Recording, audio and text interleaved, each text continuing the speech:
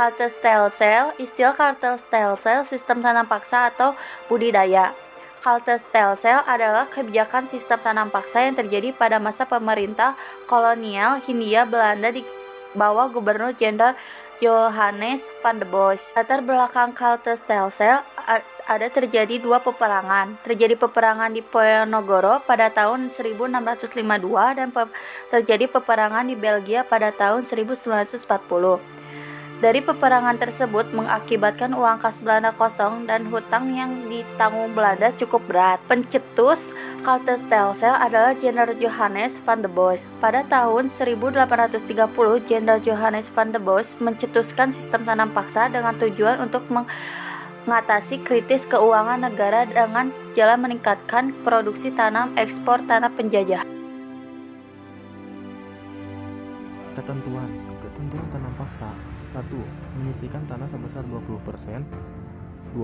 Tanaman kultur stelsel bebas pajak. 3. Pemerintah bertanggung jawab penuh atas gagal panen atau bencana alam. Sebaliknya, jika hasil produksi tanaman lebih dari ketentuan yang dibuat, maka sisanya akan dikembalikan kepada rakyat. 4. Sistem tanam paksa dalam waktu 5 bulan. Jika lebih, maka risiko kegagalan akan lebih besar. Ketentuan di lapangan. 1. Menyisihkan tanah sebesar 5%. 2. Membayar pajak. 3. Pemerintah tidak bertanggung jawab atas terhadap sistem tanam paksa. 4. Penyataan sistem tanam paksa dilakukan selama 7 bulan.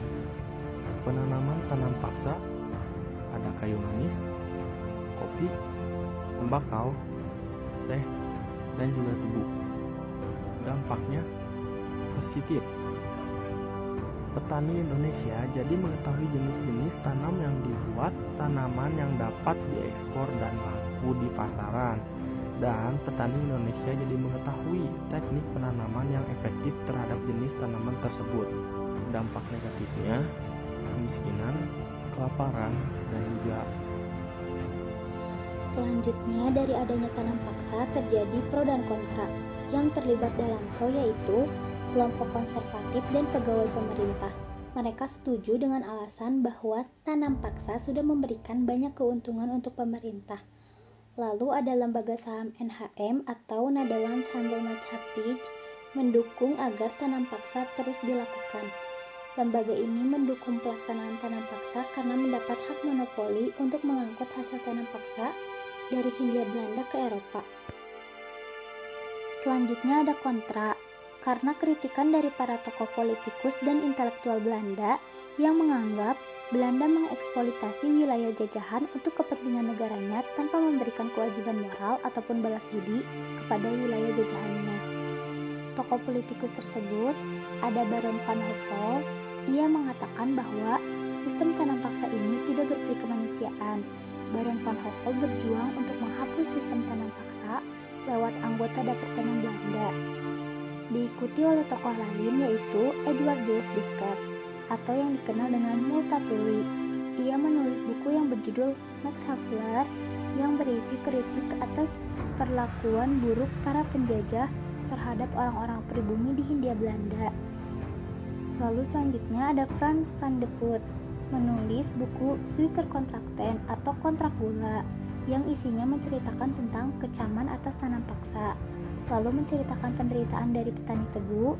Selain itu berisi tentang realistis dalam mewujudkan pembangunan di Hindia Belanda dan di Belanda, yaitu dengan memberikan kepada swasta untuk ikut di dalam pembangunan ekonomi. Dari para tokoh politikus tersebut berhasil menghapus sistem tanam paksa secara perlahan. Tanaman yang pertama dihapus adalah kayu manis, diikuti dengan teh pada tahun 1865. Lalu tembakau dihapus pada tahun 1866, tebu pada tahun 1884, dan yang terakhir kopi pada tahun 1918. Penanaman kopi ini agak sulit dihapus karena kopi banyak keuntungannya. Politik etis. Sistem tanam paksa pada tahun 1870 diganti dengan kebijakan baru yang dinamakan politik etis. Polisi balas budi yang diadakan untuk mengganti kerugian masyarakat Hindia Belanda, Indonesia atas eksploitasi dilakukan pemerintah Belanda. Salah satu program politik etis adalah irigasi. Di dalam program ini, pemerintah Hindia Belanda melakukan beberapa pembangunan fasilitas. Pembangunan tersebut digunakan untuk menunjang kesehatan dari rakyat Indonesia. Diberikan sarana dan prasarana untuk mendukung aktivitas pertanian. Lalu yang kedua ada edukasi. Edukasi dilakukannya peningkatan kualitas sumber daya manusia atau sumber daya manusia di Indonesia. Selain itu, ditingkatkan pula upaya untuk mengurangi angka buta huruf di masyarakat. Dimulai juga pelaksanaan pengadaan sekolah untuk rakyat.